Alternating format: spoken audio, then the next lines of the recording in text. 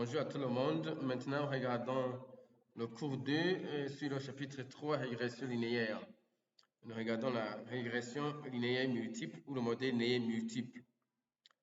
Nous allons donc considérer tous ces facteurs en prenant la variable d'intérêt, le poids du bébé à la naissance. Et on sait que les variables, disons les facteurs qui participent dans le modèle général, disons dans le modèle complet, ce sont des facteurs qui sont significatifs à 20%. Donc, premièrement, nous regardons les facteurs qui sont significatifs à 20%. Et ces facteurs seront directement conduits dans le modèle général. Ok, nous prenons donc tous ces facteurs. Ok, premièrement, je prends le titre de ce que nous voulons faire pour garder cette correspondance. Ok. Maintenant, on fait les graisses. Ok. Les graisses. BWT, âge, règle BWT, règle BWT, smoke, règle BWT, pétale, règle BWT, HT, les règles BWT, UI, règle BWT, FVT. Voilà, donc nous avons déjà considéré tous les facteurs parce que les variables qui restent, ce sont des variables d'intérêt. Nous sortons donc ces résultats. Qu'est-ce que je peux faire même, je peux agrandir mon do file. Je lance tous ces résultats. Voilà, je regarde les variables qui sont significatives à 20%, âge n'est pas significative à 20%. OK. Et il y a EWT significative à 20%. Smoke significative à 20%. PTL significative à 20%. HT significative à 20%. UI significative à 20%. OK. Et FVT n'est pas significative à 20%. Voilà, donc nous excluons ces deux variables qui ne sont pas significatives à 20%.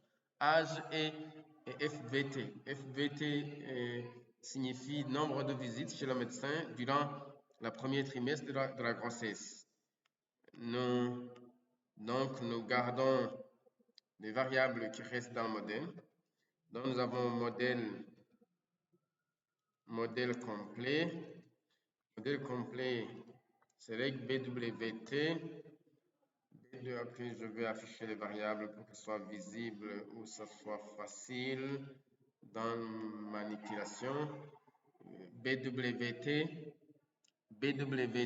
alors LWT, race, smoke, PTL, HT, II, FVT n'est pas dedans. Voilà, c'est ça qui est le modèle complet. J'exécute le modèle complet et je vois le modèle complet. Alors, la variable EPTL n'est pas significative. Maintenant, nous commençons à supprimer pas à pas les variables qui ne sont pas significatives à 20%.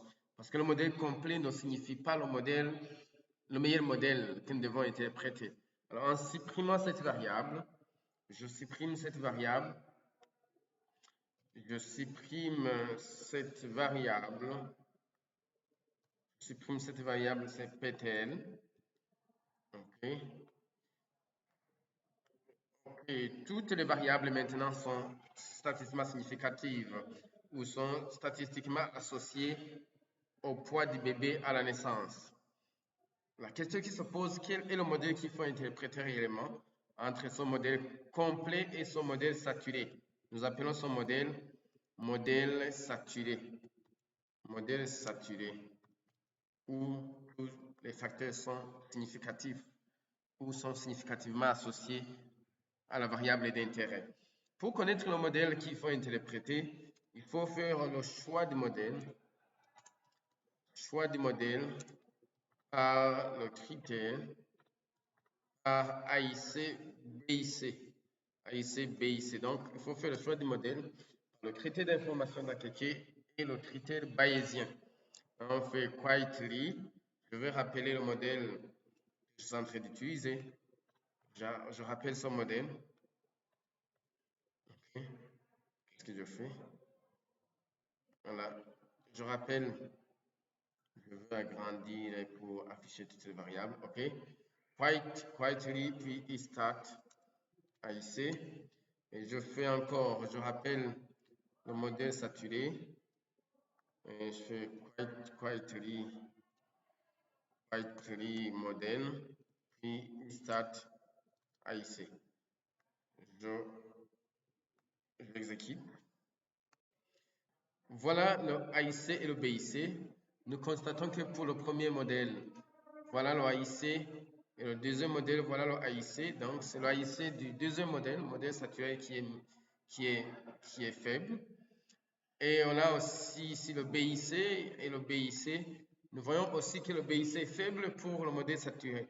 Donc, c'est le modèle saturé qui minimise le AIC et le BIC. Donc, c'est le meilleur modèle. Nous interprétons donc, nous revenons au meilleur modèle. Voilà, meilleur modèle. Le meilleur modèle qu'il faut réellement interpréter. Je prends ce meilleur modèle.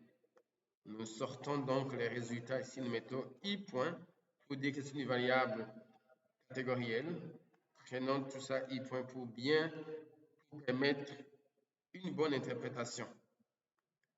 Voici les résultats. Nous les interprétons comme nous avons déjà interprété dans le cas de modèle linéaire simple. Ici, nous avons 189 observations, ça se teste de fiche et la p-valeur associée au test qui nous montre que ces variables ou ces facteurs contribuent conjointement sur la variable d'intérêt. Et la contribution globale est de 24,03%. En d'autres termes, tous ces facteurs expliquent le poids du bébé à la naissance à 24,03%. Mais les facteurs qui sont significatifs, disons, qui contribuent réellement sur la variable d'intérêt, nous avons une contribution de 21,52%. On sait que ça, c'est le règle quadratique moyenne. Plus elle est faible, plus les résultats sont précis. Nous allons interpréter, disons, une seule modalité, une seule variable, parce que nous avons déjà travaillé sur ça. Je peux par exemple prendre un smoke.